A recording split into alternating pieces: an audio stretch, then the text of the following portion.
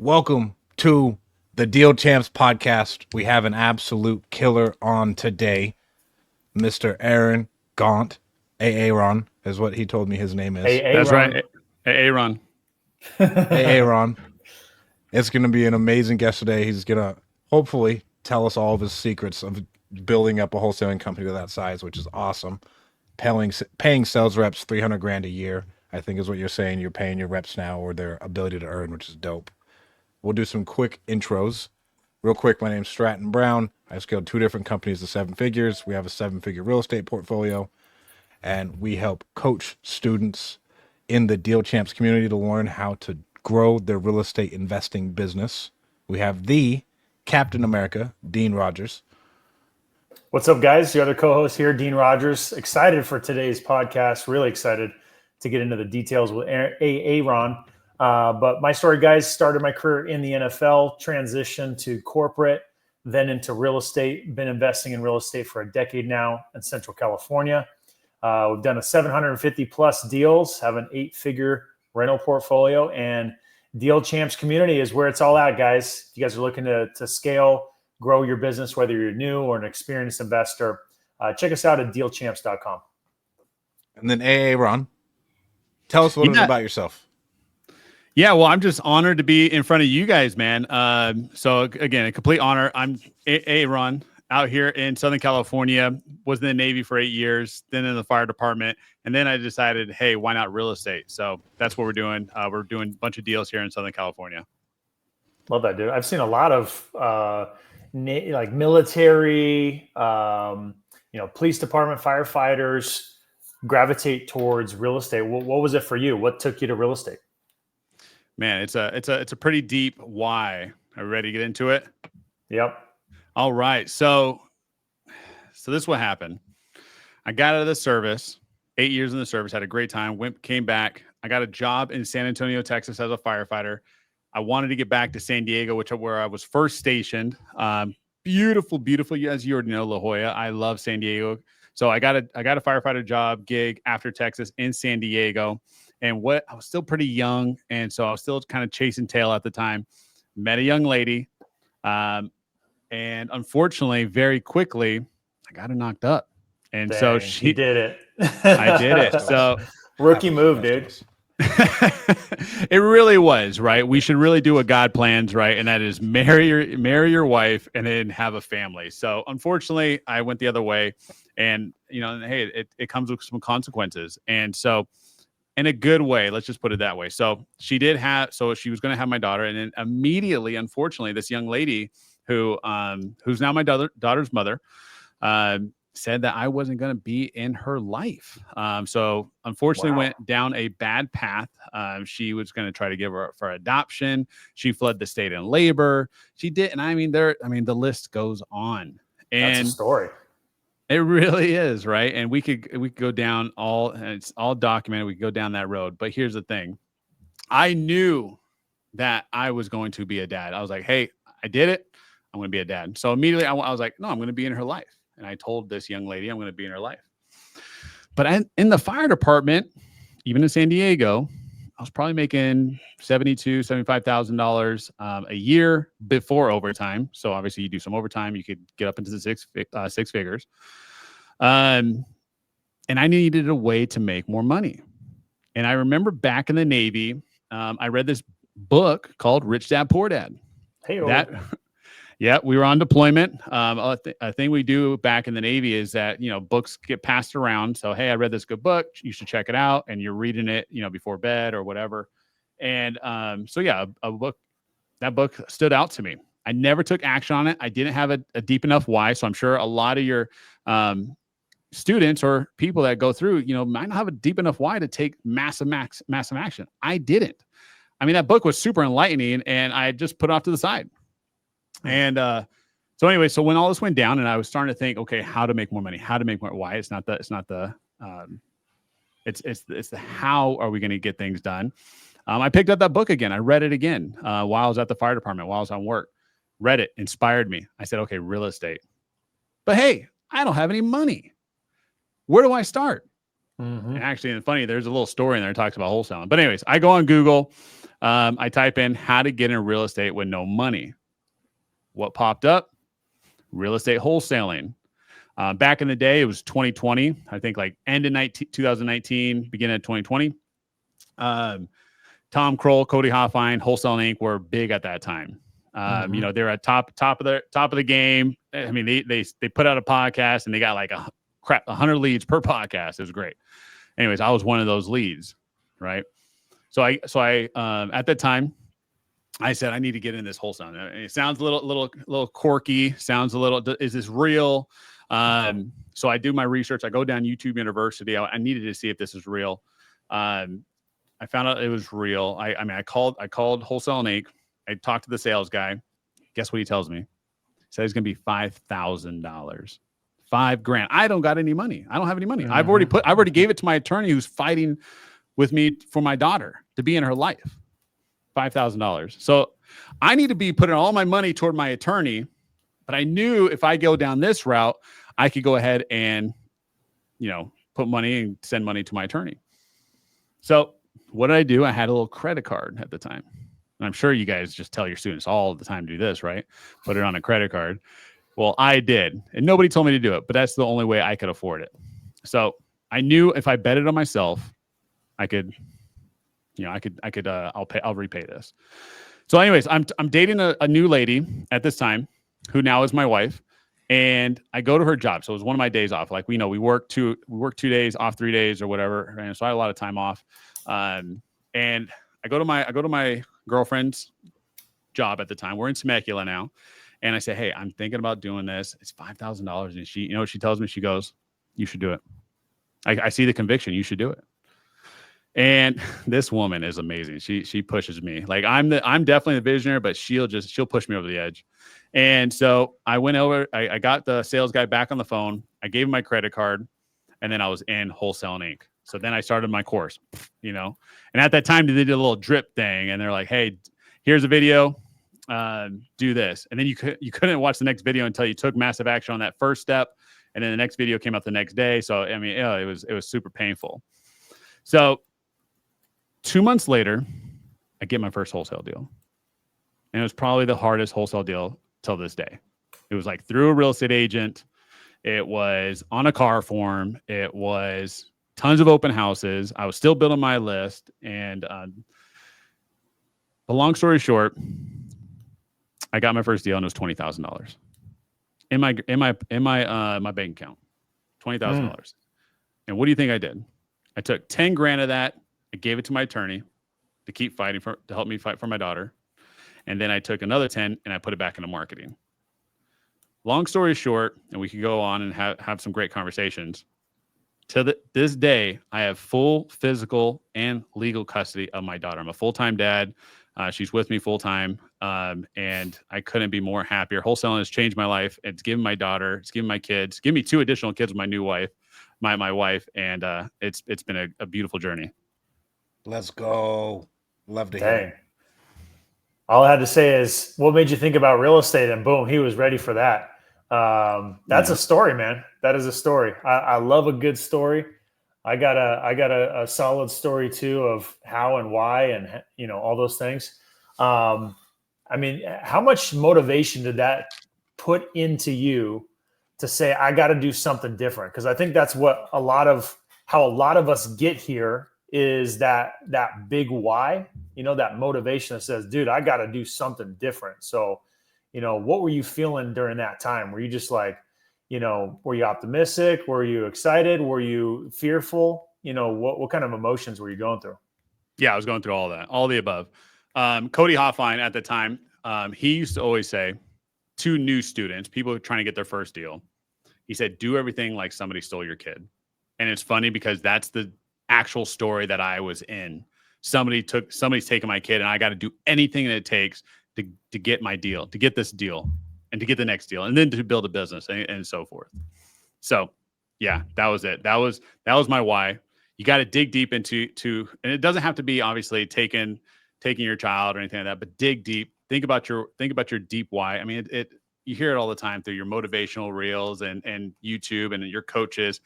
That's where you got to do. You got to dig deep. Why are you doing what you're doing? Why are we in real estate? Why are we business owners, because guess what? As business owners, and especially in real estate, we get kicked in the teeth every single day.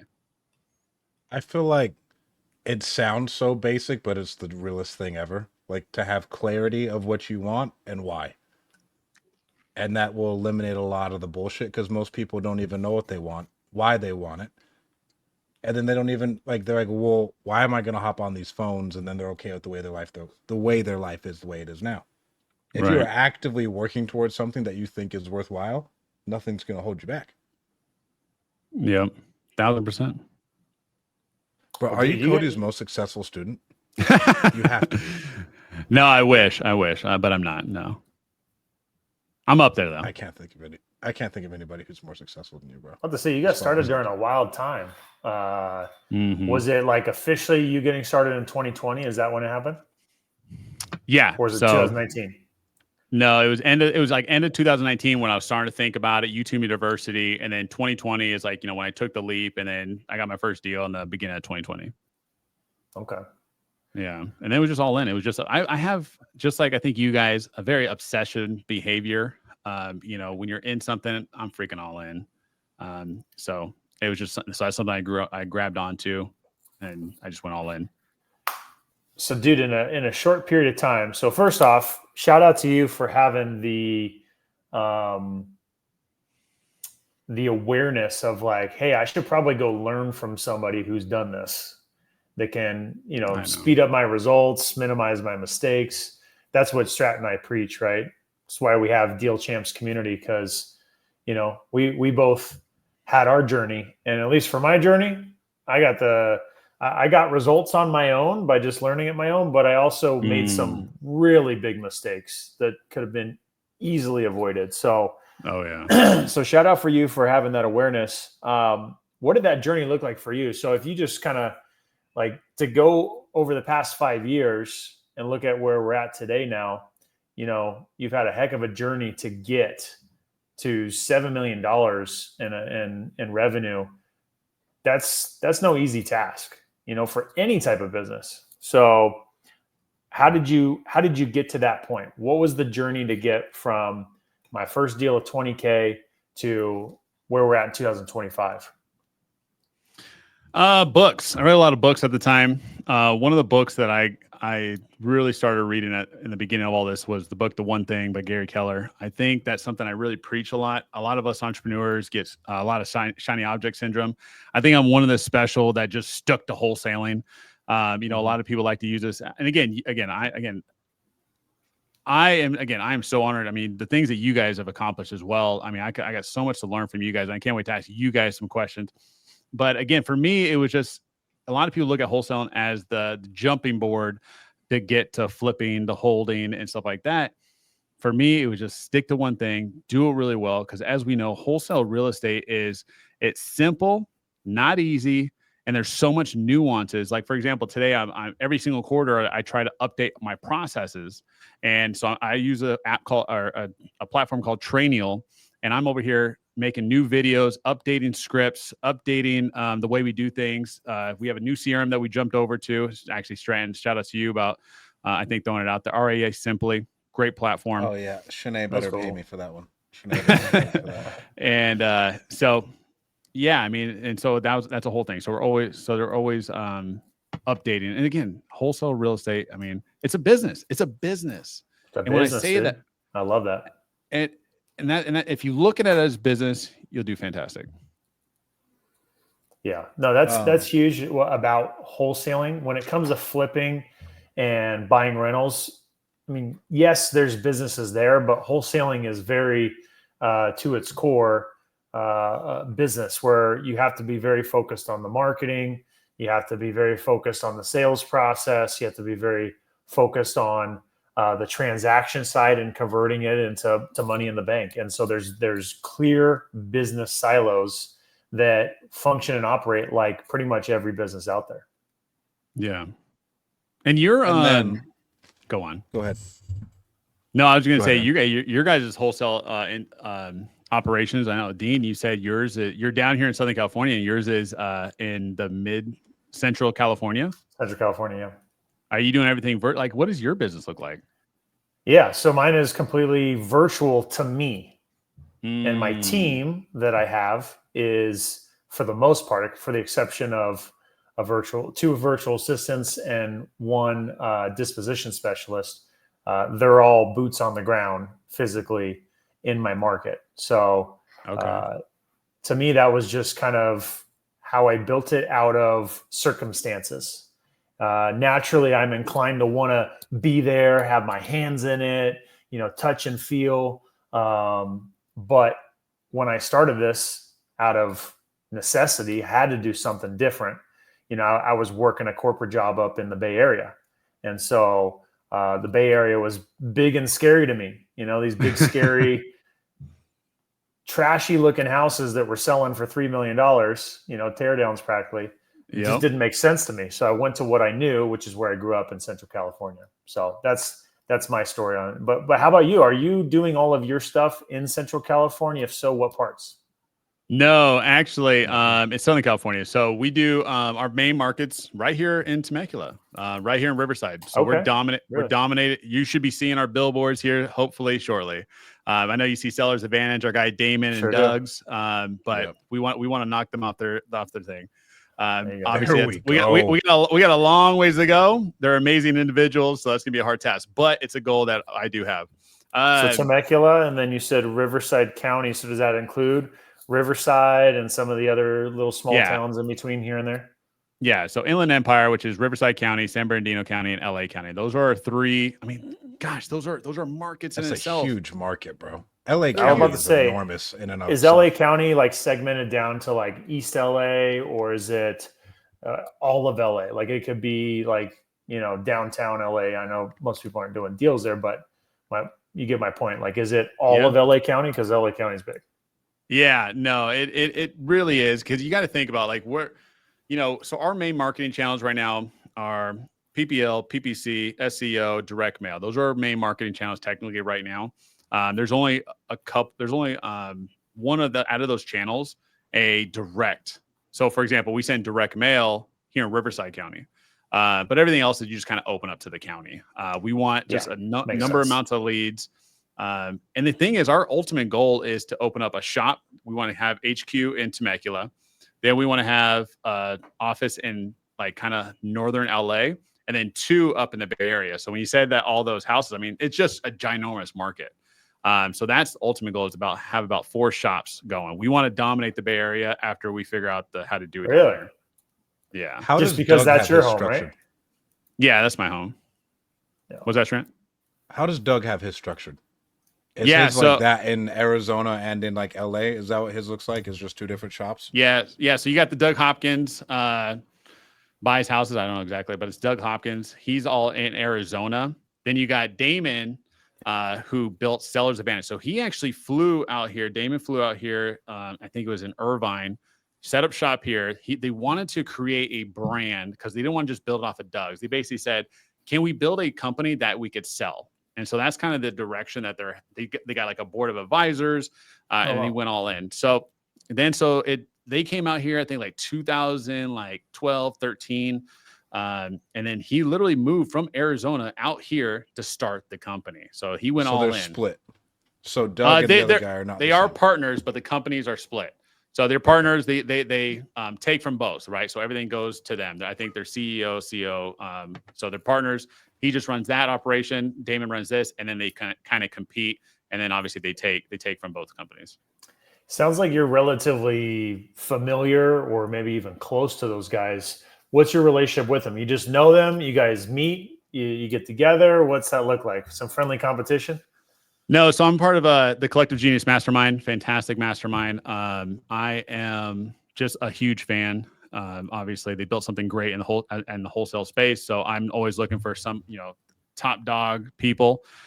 So I know them well. Like I got their phone numbers. We text. Like we'll say, hey, we got a deal from you, and then they'll text back, well, I get the next 100, right? You try to rub a little dirt in, and then they just drop a big pile on you. Yeah, they're freaking animals. But they spend a lot of money on marketing, right? They spend, $1 million a month on marketing. Yeah, I've heard. Bro, do you invest at all outside of your company, or are you just locked in? I'm locked in right now, but yeah, that's gonna be the ultimate goal. What does that When What do does you that think mean you to would you, start to Strat? invest? Like buying rentals, because like we bought storage, and we still have stuff that comes in, but that still for me was spinning up a whole nother company when we like decided to pursue like the commercial stuff, Oh, and it nice. took a lot of time and effort and energy. Now you got to go raise the capital. Now you still have to operate it. Now you still have to underwrite stuff differently. So like, do you do anything buy and hold, or is it just Nah, like, not right bro, now, we will man. do it? Yep. Go ahead. To me, that's another business. So am I doing it right? Am I doing it wrong? I don't know. I'm also not a big fan of. I've heard all the things about rentals.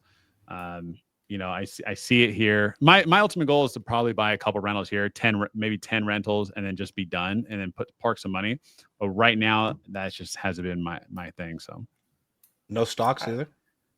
yeah, I mean, I got my Vanguard account where I store a bunch of money away in the S&P Okay. 500. Yeah, so then I You just put a never bunch of know. money there. Yeah, you never know. Some dudes just like to be cash heavy and just lock in on the company. I love it. Yeah, I that's think I it's the guess right you. thing to do. I It's think just it's the yeah. I right mean, thing to do. yeah, and I got a lot to learn in. I got still a lot to learn. That is something that we do want to move forward. I want to be like you guys, where we do have a lot of properties that we're sitting on. Um, so by the age 40, that's kind of what we want to do. We want to lock in a bunch of properties from now to 40. But right now, we just really want to dial in this business, put back into marketing, build the team up, figure out how to hire correctly. I mean, like you've been seeing my posts. I mean, just understanding how to recruit good individuals is super important, right? So, and I think we're just now nailing in our processes where I'm not tweaking things ginormously, which I love. So I'm able to sit here and teach on repeat with every single sales guy that we get. Oh, okay, I got another one, Dean. I'm sorry. No, you're good. What have you learned about recruiting? Because we followed each other for about a year now, and you were posting about it when we first started following each other. Now that is like the sole output that I feel like you were focused on is like, hey, we want more talent, and this is a great place to work. Right. No, man, it is the number one thing that you should be looking for, and especially as you build a team. Because one thing I thought I needed were people. I thought I needed a bunch of heads. But let's go back to Damon and Seller's Advantage. Their team's not that big. They're super lean and mean, and they're doing 7 figures a month in wholesale assignment fees just in one market, right? And I think they run like 4 acquisition reps. Now they have a team of inside sales reps back in Phoenix setting up appointments for them, which is great. And they got a crap ton of marketing. So if you could get good talent, raise that marketing, you could obviously 2x, 3x at that scale. You're going to probably 2 to 3x it. So what I did, a lot of learning, a lot of kicking in teeth, is I got a team of heads. I just got a bunch of acquisition guys. I shot up that marketing, and guess what happened? I almost went broke because these guys couldn't convert the dang leads. Sure. Yep. So I knew, crap, I need to get good people, right? Now, there is a way of learning how to train them, right? Like all the things that we do here is all teachable. So what Cody did, he actually told me this earlier this year, and this is what it kind of took me a step back this year. Is I was kind of telling him about some of my struggles with some of my team, and he goes, check, let me go see their PI test, right? So I tell him what their PI test, specialist, collaborator, right? I didn't think nothing of it at that time. He goes, none of those guys are going to work. They're not hungry. And so I let them all go. I fired everybody, unfortunately. And because I'm a big guy on, copying and pasting. So I let them all go. And then I went all in and said, so now what we do is when we interview people, we have everybody take the PI test. They need to fall under and again, this is just for sales reps. It doesn't mean they can't go do something else or whatever in our company, but it's either a captain, maverick, venture, or sometimes a persuader. And so you got to fall under that for us even to start the hiring process. I need to know that you're going to do whatever it takes to get the freaking deal. And so now we've been hiring, slow, and we get a lot of applications that come in daily. I had a great interview today. So we have 2 outside sales reps right now. We have 2 disposition reps. We have a TC, and we have an in-house, basically in-house sales agent that tees up the appointments. The Q3, I'm looking for 2 more guys that fall under the Captain Maverick. How many? I have so many questions. How many appointments do your reps run a day? So they should be doing 2 a day. So that's the goal. We did just hire a in-house sales rep, so they're going to help out with that. And I've tried them all. I've done the virtual lead manager stuff. I've done the in-house sales reps, which the pay structure was bad. I just revamped the pay structure, and so I did up the pay, because here in Southern California, you got to pay them a little bit more, and that has been fantastic. We hired a freaking killer that is teeing up appointments for my closers now, so they're not sitting here, because that was another thing. They're closing. They're meant to close deals, and they need to be in front of homeowners. They're not always gonna be the best people to sit there and make a bunch of calls. But your inside sales agents are. They're the ones who are going to keep this outside guys accountable, and that's been fantastic. So to answer your question, it's supposed to be 2 a day, 10 a week, 30, and 40 a month. So that is the ultimate goal. But sometimes sellers cancel or they didn't have any for that day. What's their schedule like? Like your rep comes in, I'm guessing they come in, you have your 7:30. follow-up calls at 7:30 a.m. So we do 7. So everybody comes in at 7:30. That's training time. We call it the boiler room. So 7:30, 8 o'clock. That's just a half an hour where we do quick role play exercises. We go over the process. We might watch a video, but that's just enough time to get in, a real good gold nugget. 8 o'clock is when everybody else comes in the office. We do a huddle every single morning. After that, they either go to their appointments. They should be obviously looking at their appointments. They should be going ahead and doing their pre-research. So like comparables, ARVs, what they want to anchor at, what are some pre-talking points, et cetera. Then they go ahead out to their appointments. Or if they don't have any appointments, they're going to go ahead and hit the new leads uncontacted, do follow-up, try to book an appointment, or get a contract. Everybody's goal at the end of the day is a contract. That is a goal for the day, is just one contract. What are you guys doing on appointments? Is that like you have to have an appointment before you make an offer? Is that what you guys are doing right now? No, I mean, well, we can lock up over the phone. That is okay. It really comes down to the seller. If it's, hey, first person to give me $300,000, I'm going to go, and you're like, hey, that's a freaking deal. Like, go ahead and lock the deal up. Or you could talk to a seller. Actually, I talked to a seller the other day. Super, real motivated, fixed up a property, but didn't want to do anything that day. Didn't want to set an appointment until a week out. So those are the people like, perfect. Let's follow up. Let's book an appointment to get out there. So if somebody's hot and ready on the phone, like, yeah, lock it up. Just get it over with. But if somebody says, but if there's going to be some deal killers that you got to go ahead and go over, such as, your risk and discomforts, your relationships, I got to meet you. I got to, I'm a little, here in California, there's a lot of fraud, right? So a lot of people a little bit wavery. There's some pretty savvy people out here. And again, what's going to happen is when you give that anchor price, what happens on the phone when you give an anchor a lot of times? Click. Right. But when you're at a house and you built the trust, the likability, the rapport, you're in front of that homeowner. Right. And guess what? They're not going to kick you out.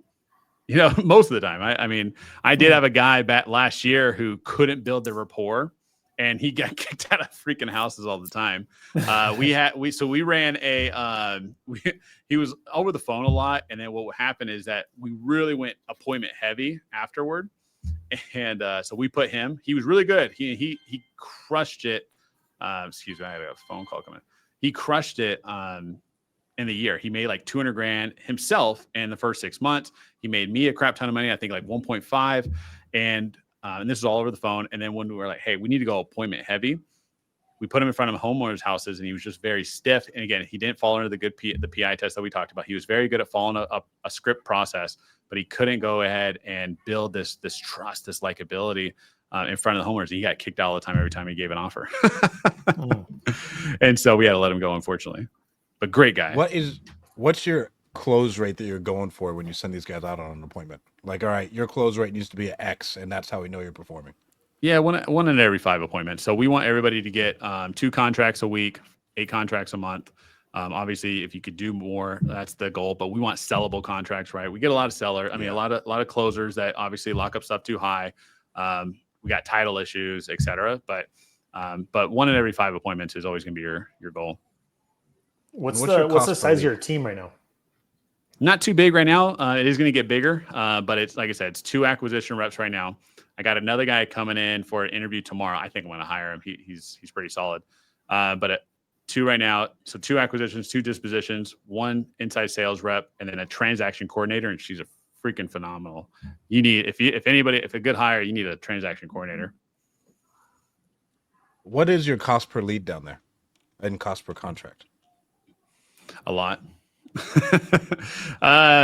It could be depending on it could be from 200 all the way up to 600 per lead. PPC could be pretty expensive depending on what your range that you're trying to hit.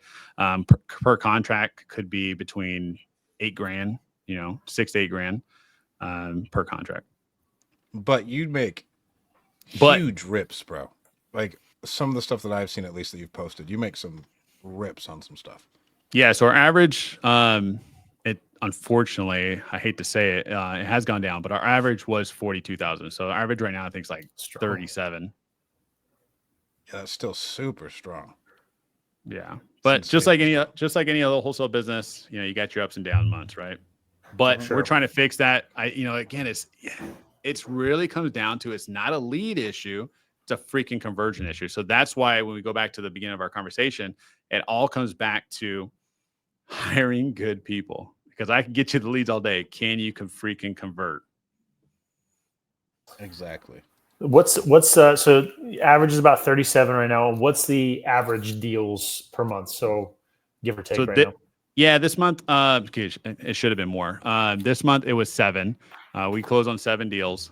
We should be closing on 2 at the end of this week. But we're obviously trying to get up there. So it's usually floats. I mean, a good month, we're doing probably about 16, 15. That's a good month, obviously, with our average. And then on a bad month, it was pretty much a bad month this month. This month was really slow for us too. Yeah. I have to check on how many we closed. Yeah, because you get contracts all day, right? I mean, guys, don't let social media fool you, right? Contracts are easy. It's the closings that are great. Deals closed, we have 11 so far, and we should have Nice. potentially 1 or 2 more close this month. We should have at least 1 more close, but only right now, today, 6 new contracts. Now, we should get another 1 signed, maybe 2 signed today. But there you go. We're very, very low on the new signed contracts, lower than we have been any other month this year. But there have been ups and downs this year. It's been a slower year for sure. We were double that on average all of last year. So yeah, we're seeing that too. So, okay. So 15 closed deals we're typically doing, except for this year, we're having a lot. Last year, we were heavy on the contracts and lower on the deals closed, which is more or less pretty standard or natural. It's wholesaling. That's wholesaling. And a lot of those were just like probates and title that had to get cleared and a lot of stuff. And some of those ended up falling off. Many of them are still kind of slowly but surely pushing through. We got some really nice ones coming. Do you see that a lot yourself? A lot of deals getting hung up with title issues and probates and all this kind of fun stuff. 1,000%. That's why a TC, so my wife handles that side. So we have our lanes. A lot of people ask us, how do you work with your wife, right? We have our lanes. So my lane is dealing with the sales reps, marketing, et cetera. Hers is basically, we get the contract, she takes over from there. So if I bring a seller and a buyer to them, they take it over. So every time they bring me something, like, you guys, that's your lane, keep it, get it to close, right? So we don't really start marketing our stuff until we get prelim, until we get a clean title, and then we start marketing for the most part. But yeah, we get. You wait till you get a title report and make sure it's clean first before you market it out, huh? Correct. Yeah, because then you sell the deal, you get everybody's high-fiving each other, and then, hey guys, they're underwater. Well, that sucks. Yeah, you get some bullshit that comes in and everybody gets deflated. It ruins morale. Yeah. So, and we get squatter situation. I think it was Thursday last week. Yeah, it was Thursday. I had my entire team at 3 different properties for squatters, right? There's squatters in all these properties that we have. And we're like we're running around trying to get cash for keys agreements and So to have a good fulfillment department is ginormous. And that's why I personally like the in-person, being able to go to the house is fantastic because we could do way more deals and solve way more problems. And again, to solve bigger problems, you're going to get bigger fees when you're able to go ahead and go to the house.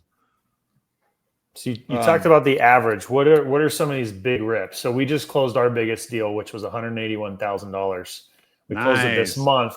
Now the fun story to tell, which I'm doing a webinar on it tomorrow, is that I got the deal under contract while on vacation. So I went to Hawaii for 30 days with my family.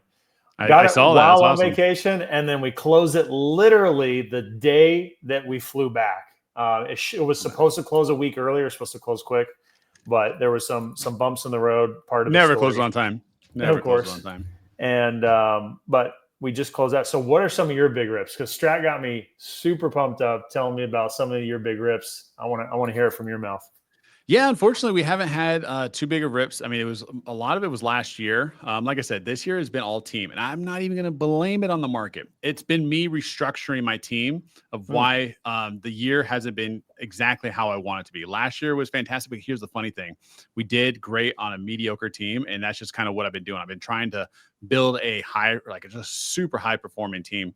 But yeah, we would do probably like 1 to 2 6-figure deal here in Southern California.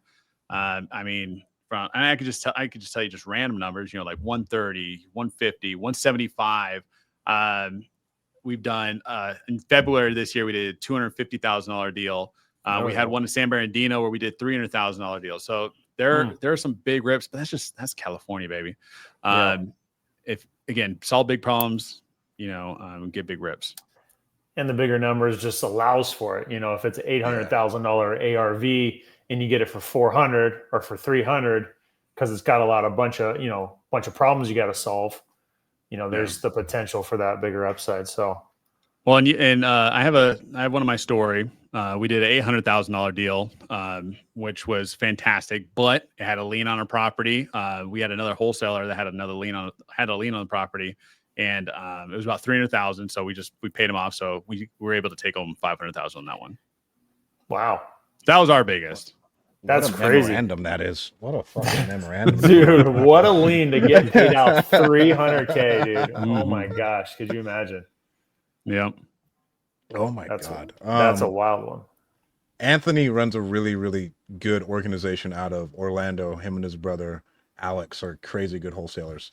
Multiple 7 figures. Oh, nice. What does your profitability look like at 7 million? Like percentage wise? Like, are you like, I know some people, they're like, hey, I just want to stick at 35. It sounds like you're in heavy growth mode. And so it may be dipping lower because you're like, hey bro, I'm going to the moon. 1,000%. Yeah. That's where you want to be at for a wholesale business. At least that's what I've been told. I was going to say something that I probably shouldn't say for the IRS. Right. But yeah, I mean, probably like 25% is our kind of revenue, our profit wise. But again, where do you think a lot of that money is really going, right? It's not only going into, we do a lot of stuff that helps out the team. Like last year when we hit a goal last year and our Q2 goal, and we took everybody to Disneyland, them and their families, VIP trip. Let's go. That's cool. Yeah, we do team dinners every single month. So at the end of the month, we take everybody for that. We were supposed to for this month if we hit our goal. So we'll throw some on the board. So I read a good book. It's called The Sales Accelerator Formula. So a lot of times you want to create those incentives. So if we hit our goal this month, we were going to take everybody to the wine country where they could go on the like a limousine and they would go wine tasting and. We didn't hit our goal, so we're not going to do that. So we'll push that for next month. So we'll see what happens. But again, we do stuff like that. So, are all of your guys local to Temecula? They all live in Temecula. They all come to the office. No, not all of them. Sometimes they'll be in Paris. We got a guy in Fallbrook and so forth. Got it. All nearby. I mean, close. We want them close. I don't want them like. I passed up on 2 individuals who interviewed for us that I did in-person interviews, but they were all the way in Corona. And it's just, for me, it's just like, you're going to come to the office, train, be in the office, and you're going to go ahead and drive out to LA, and then you're going to come back to the office and then back to Corona. Yeah. And I'm just like, I need people close. So what have you learned about leadership from the military? I found that most people who are the best leaders and business people are former athletes and military, because they're used to organizations and teams. I love that. I love that. I personally can't say I took any of that leadership. I think what I learned from the military wasn't necessarily leadership skills, maybe because I wasn't an officer or anything like that. I wasn't enlisted. What I got from the military was punctual, right? Squared away, making sure I'm looking correct, clean shaved every single day. Just showing up to, work hard. And I think organization, that's kind of what I really took from the military. What happened though, is when I took my leadership, quote unquote, leadership skills to the office space, it didn't really plan well for me. So, it's funny when you hire individuals. I have a saying that I have a saying is, you could tell that this individual was not in the military because, when I got into the office space and when I got into the private sector and I'm hiring in these individuals and I just felt like people just didn't know how to come to work on time or ready to go or with the work ethic. And so it took me a long time to really go ahead and learn good leadership skills. And what I mean by that is giving good feedback, right? What does feedback look like? Not attacking them. Is that not what you mean? Like 1,000%, giving them right? feedback and not like actually coming after them, because that is something a lot of people struggle with. 1,000%. And so when I first started my career, I had a lot to learn. So I went on this leadership journey, probably the past 2.5 years, and I've come light years ahead on how I'm able to build up my team through a lot of the books I've read, learning, obviously just practicing the things I've learned. And now I'm very confident in, telling people and raising up leaders, because that's not my job, is to raise up leaders within the organization. I want everybody who comes into our organization to lead better. So if they leave on their own or we have to let them go, whatever, they're still going to lead this company a better human being. So yeah, my leadership skills have come a long way, not from the military though. I always say, if you work for us, odds are if someone sees that you worked for us, they know the amount of skills that you got from us, and you're going to get another job in a heartbeat. Like, that's how good we want to develop you and like turn you into a better overall person. And if they know, typically, if they know that you're pouring into them like that, you're going to get a lot more out of them as a person rather than them just feeling like a cog in a wheel. Yeah, I freaking love that. How long does it take you to get a rep up to speed? And then I want to talk to you about like how you manage reps when they're in a rut and everything else, because we are a sales business. Yep. So how long are you taking to get that rep like really repped up, ready to go? What does that training process look like? 90 days. So I'm big on that 90-day period. So I went down a rabbit hole where I built my processes and I thought, hey, let me put this rep in front of this screen and watch a crap ton of videos. Watch these videos, get to know the system or learn the process and go, right? Well, that doesn't necessarily work for sales reps or closers. If they're a good closer, they want to get out, they want to go hunt, right? They're hunters. You're looking for a hunter. And obviously that's where I went wrong the first time. I didn't have hunters. I'm looking for a hunter. I'm looking for people that just want to get out. They know they're the crap. I want them to know that they're the crap and they're going to go out and freaking crush it. But they still got to understand our process. So I read a good book. It was by Brian Tracy, How to Hire and Keep the Best People. And what happened in that book, they talk a lot about getting new people out working as fast as humanly possible. That's the most motivated they're going to have. And also, Cody Highline gave me some great advice as well. He said, "What did you do when you got your first deal?" I said, "I went on a bunch of appointments and failed forward. Fell on my face."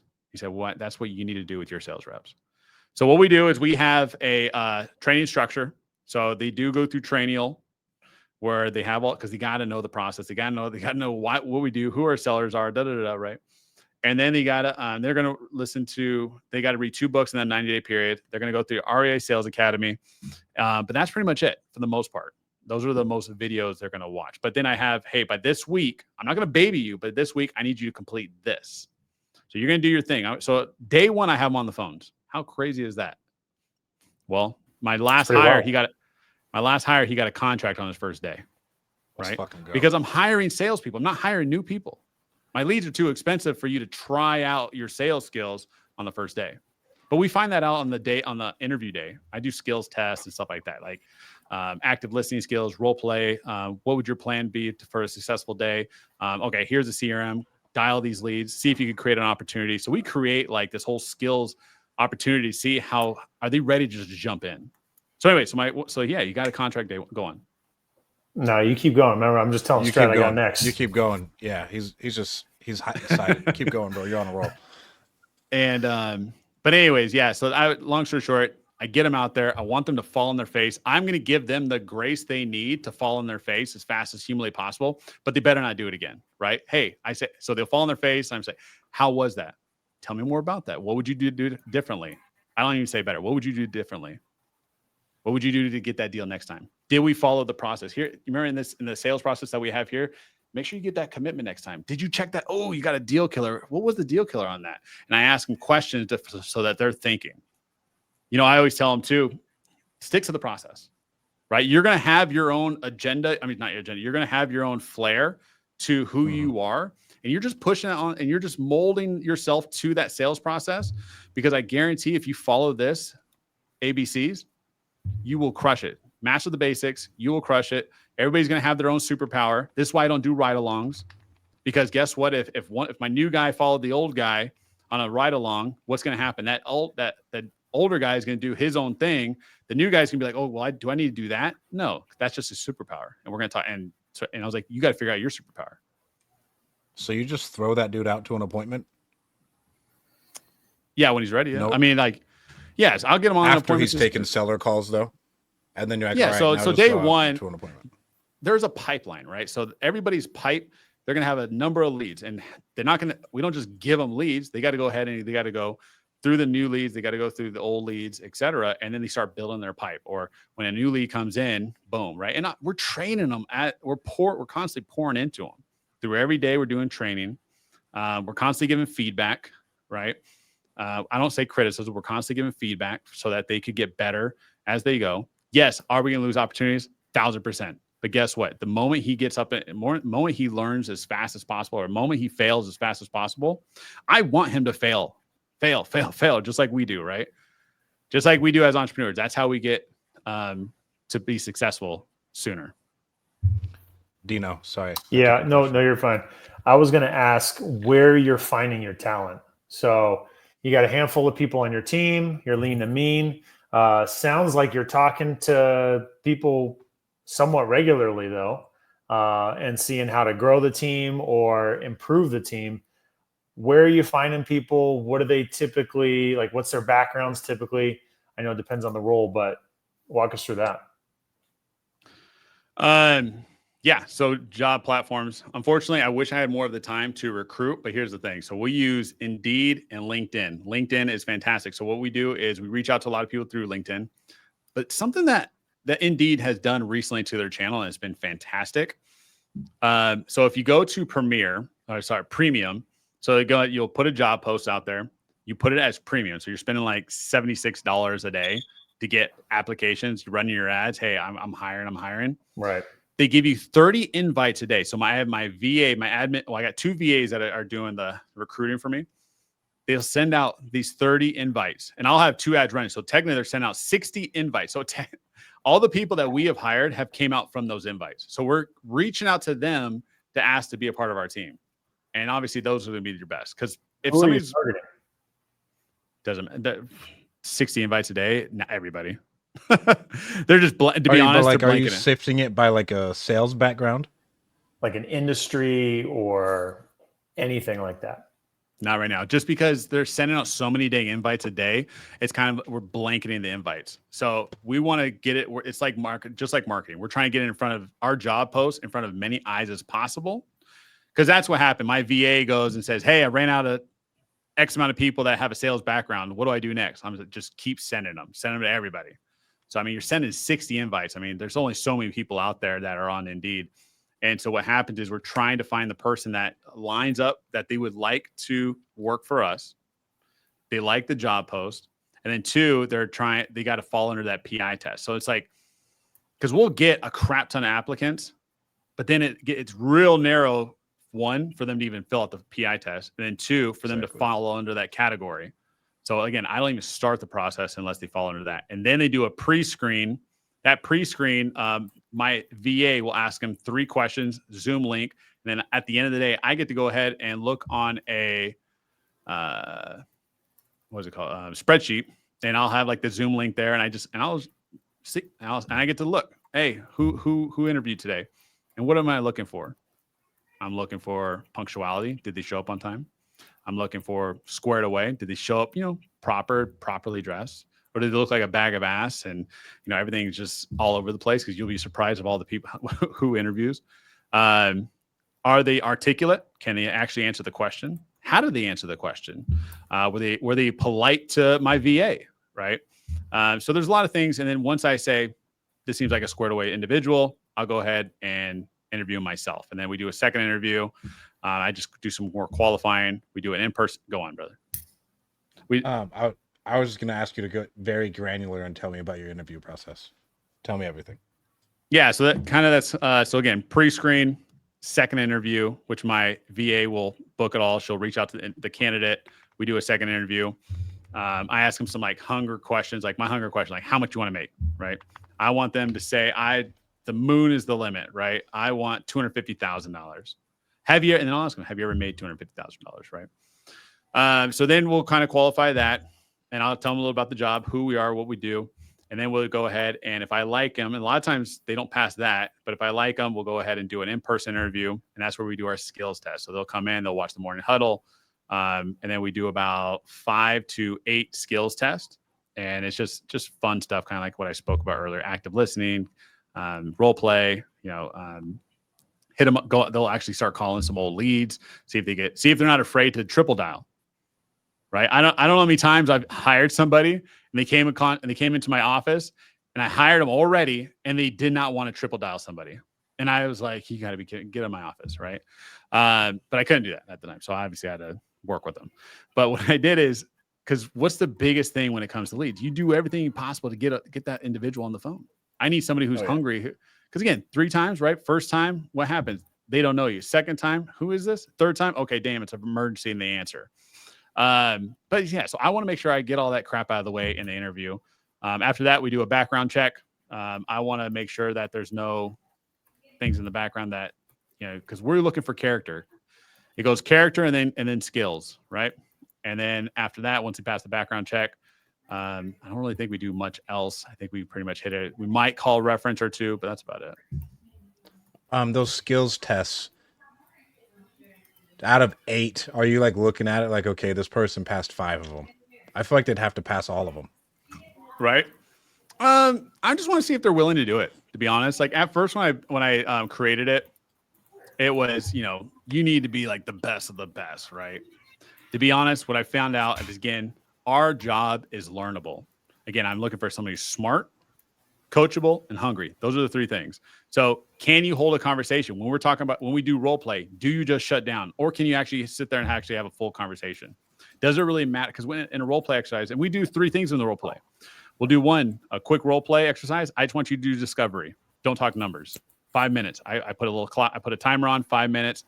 Can you actually hold a conversation for 5 minutes?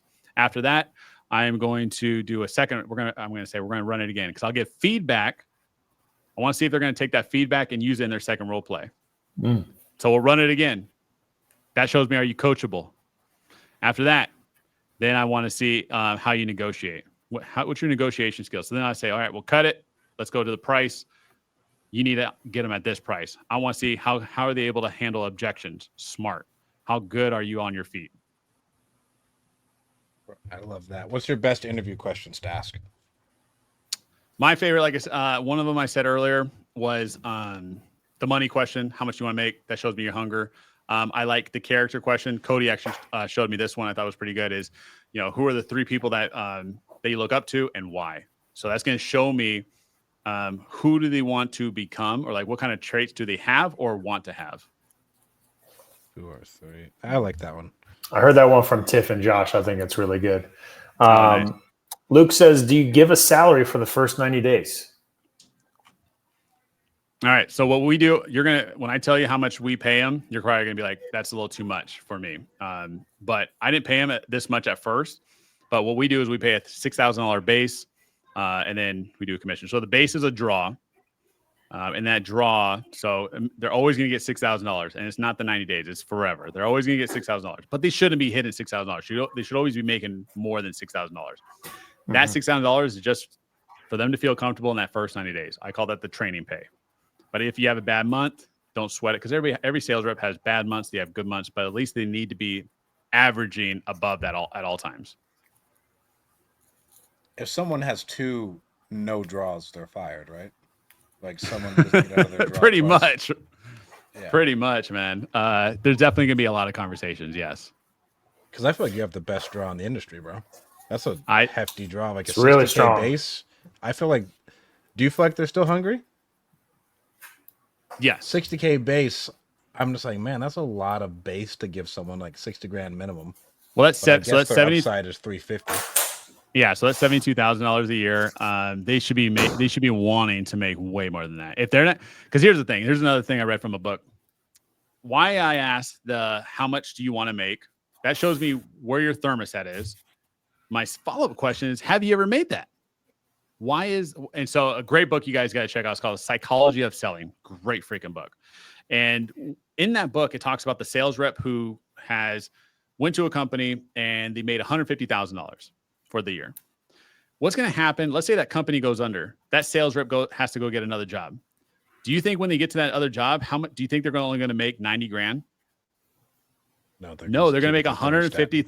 They're going to make $150,000 because they've already made it, and they know that's what they can make. So they're going to make that 150 no matter what. Now it's how much more are you going to make? They're going to make 160, 180. So once they're able to push that level, it's all mindset. So if they could go ahead and push to 200,000, I always look for people that has made 150 to $200,000 a year, because that shows me, I want that person, because they're going to make that again at my company immediately. Oh, yeah. Without a question, they're going to make that. So, and they have bills that equate to $200,000. Yeah, that's true.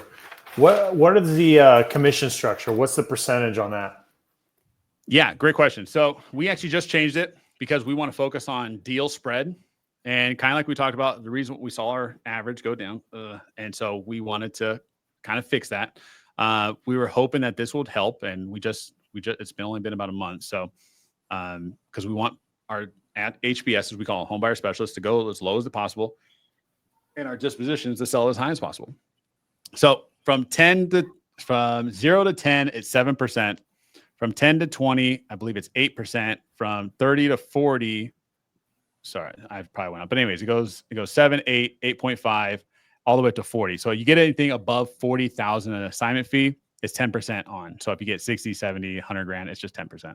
But I want an average of a 40. So everybody's going to try to shoot to get past that 40,000. Got it. What are your core values? Growth-minded, competitive greatness, extreme ownership. Great question too. And then we're going to add another one. I think it's going to be heart for others, because I had all these like go, go, go, rah, rah, rah kind of core values. But I was like, we need like a little bit more of a humble one. And I think heart for others. Rein it back. Yeah. So I think we need a heart for others, right? Like, hey, let's, and we already do. We're very, it's in our name, Seller's New Day, right? It's the sellers is our person that we're serving. And then the new day is hey, you're from what situation you are, your old days, your old bad, painful days. And we're trying to remove that thorn, which is the house, into your new day, picture perfect scenario. What are your core values? Carry 360, strive for excellence. I really only like 2 of them. I don't want to like that. Too many, because I can't remember them all. I'm done. Well, that's why you got to. I've tried 6. That's why you got to have only a minimal. Like, there's a great book called Teamwork by Natalie Dawson, and she talks about that. Keep your core values super. Like, you should only have like 3 to 5, and then your mission statement should be like 2 sentences, a sentence to 2 sentences. So like, we have our mission statement, and it's super short, and everybody better memorize it in their first 90 days. I love it. All right. Who is REI Sales Academy? Is that Jerry Green? Yeah, I think he bought it. Yeah, but it used to be John. Yep. It used to be John. He's How often are you putting your reps through that? Do you have a sales manager, or is the sales manager you? I wish I had a sales manager. That's me right now. I was going to ask this question. This just came from Luke right here. So this has a little bit more than what I was going to ask, but how many leads per rep per week? And do you have a lead manager, junior sales rep kind of person? I was going to ask you, what if you've got, sales guys you're throwing in, expecting to get deals their first week, what does your lead flow look like? Yeah, great question. It really comes down to what's going on monthly. So yes, Yeah, we it's going to do go have up and down, right? Yeah, Luke, we do have an in-house real estate. We do have a inside sales rep that's right outside my office. But leads, I mean, we probably get 10 to 20 leads a day. Wow. For the most part, but we had to dial that down because we just, like I said, we just hired our inside sales agent. And so we need to, so they were dropping the ball, unfortunately. Do you feel like those 10 to 20 is due to the fact that you're in LA County, San Bernardino County, Riverside County, really pretty dense, large markets?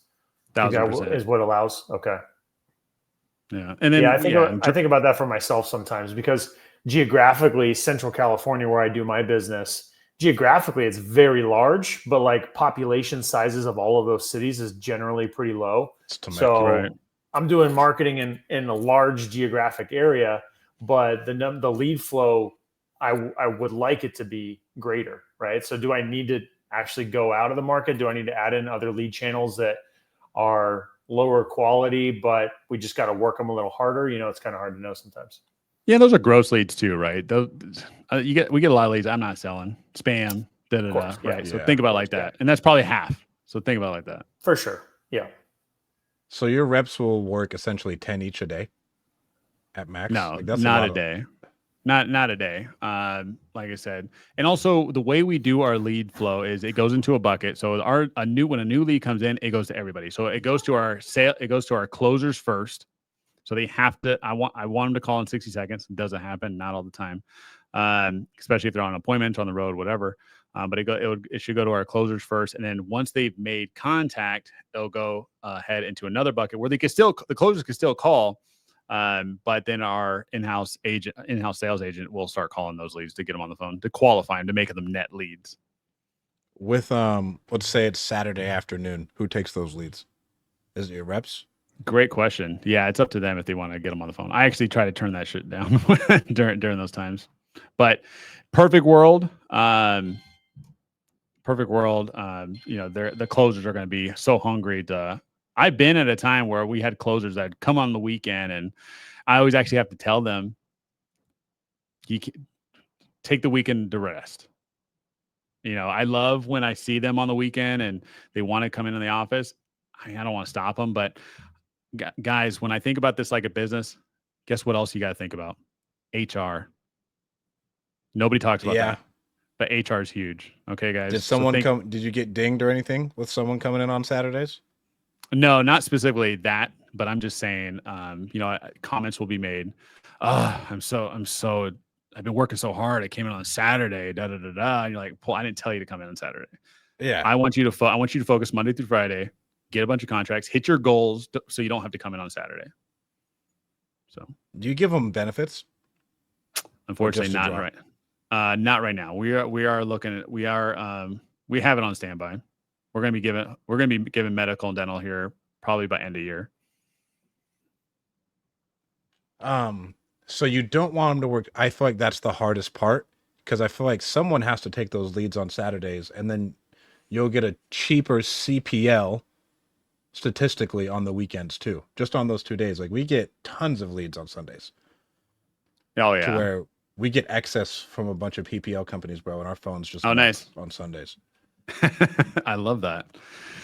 Yeah, like I said, it comes, if they want to work, but I'm not going to make them work. I want them to go relax, go spend time with family, friends, because there have been too many times where, I'm just burnt out or whatever. And you're like, bro, you should have been relaxing. Go take the day off, man. I'm trying to see if I have any other questions. Your cost per contract. How long does it take a rep? What's your typical sales rep life cycle like? Like, do you know like a turnover? Like typically you're going to turn over someone from 9 months to a year?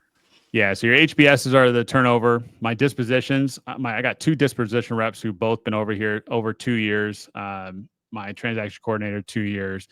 unfortunately, the HBSs are the ones that turn over the most. So we're working on that. We're working on our longest ones have been here usually about 1.5 years to almost 2 years, and then unfortunately we have to let them go. So we're working on our retention now. I feel like if you have benefits, you're paying them $72,000 a year. Well, we and just you're a upped all sales that. rep. Yeah. It should be crazy high retention after that. I don't know anybody paying that much. Well, again, it's not, That is to be crazy honest, high. it's not necessarily them leaving. Unfortunately, it's me sometimes saying, "Hey, you're not meeting a quota," or "Hey, you did this." We've done, again, when you run an office, you get harassment stuff. You'll hire a rep that maybe is not, the character is not all there, and you just gotta let them go. Actually, to let you guys know, we're talking about a lot of cool things right now and a lot of the journey, but a lot of the hard stuff, I love talking about too. I actually let go of one of our people today, to be honest with you.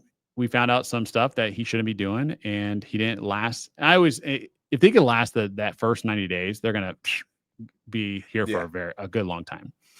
But this guy was in his 90-day period, and he was a closer. He crushed it. He was one of those guys that could really crush it and get a lot of contracts, make a lot of money. But he was a cancer to your culture. And so literally everybody in my office have written statements right now today. So again, I deal with it every day, have hard conversations every day. And that's just what it means to be a leader, to run a good organization. So I let him go. Everybody's writing statements, and hopefully we could hire better next time. How did you get better at handling those hard conversations? I remember when I had to fire my first person when I was working for Alan way back in like 2019, and that shit took everything out of me for like 2 days. I felt like the biggest asshole. Like Right? It was terrible. It was really, really hard. Now, like I'm a lot more used to like letting go of someone. But if someone's been with you for 2 years, bro, that's still friends. I don't care what anybody says. Like you're with that person. That's hard. As much as your wife. It's way harder when they've been with you for a long time. 100%. How have you gotten used to that? And then how do you typically handle those? I love to hear how people handle firing people. I've heard a lot of times it's just like, hey, sorry, we're just going to have to go in a different direction, especially in California for HR reasons. You're just like, that's all it is. And I got to dip. Right. That's a great question. Well, first off, I saw a pretty cool reel yesterday, and I shared it with a bunch of friends of mine, and it talks about leadership. And when you first became a leader, you kind of have empathy for people, right? And it could kind of hurt you. But as you grow as a leader and you have more hard conversations and you fail forward and you learn to be, for better lack of words, a better leader, you start to just have more compassion, right? So you remove yourself from empathy, you start to have compassion. So when you do fire somebody, we do have to follow HR. So I have a badass attorney, I have an employer attorney. I did get dinged. Somebody trying to sue me when I first started, like when I first opened my small little office, and this guy sued me for everything. And like everything in the book. And it was great. It was such a great experience. So guys, again, if you want to start a business, you will deal with lawsuits. It just happens, whatever, get over it. But he sued me for everything. It was the best thing that could have happened. Do you know why? Because he sued me for everything, I was able to go back to my employee handbooks and also back to my team and realize what can somebody sue you for as an owner of a company. Oh, it was fantastic. Fortunately, he lost. I had to pay him. I just paid just a little bit of money just to F off. And but it was great because I went through depositions, all that. And I was like, I remember going through these depots and going, shit, I didn't think about that. And I write down all these notes and took it back to my office. And now what happens when I let somebody go, we make sure we have everything in writing. So I do one-on-ones with everybody constantly. So we do that. And that just, the one-on-ones are obviously to grow people, but also keeps things HR driven as well, just in case. And if I do have to give somebody feedback in a more of a negative light, I do put it in writing. And then we'll talk about certain things like that. But yeah, don't be afraid to put things in writing or write somebody up, because guess what? If they do come after you, you have a bunch of reasons why you had to write them up. So Probably the best tip of the pod. Nobody talks about that, right? Nobody talks about that aspect of it. And it's so, especially in California, you just deal with I met with a guy who sold his company for 50 million on Saturday. And Oh, one of his nice. biggest reasons he was excited for selling, he's like, bro, the employee issues that I had to deal with at that size got to just be overwhelming. I think about that. I just asked my wife that. I was like, man, how do people deal with this with 100 people? It's crazy. When we ran Call Magicians, we had 150 people virtually. Nice. It was terrible. It was like we had HR problems every single day, and that's not even in the state of California. Like we had an HR department just to handle all the nonsense. It was crazy. I love that. Dino, you have any more questions, bro? We can't hear you, Dean. Oops.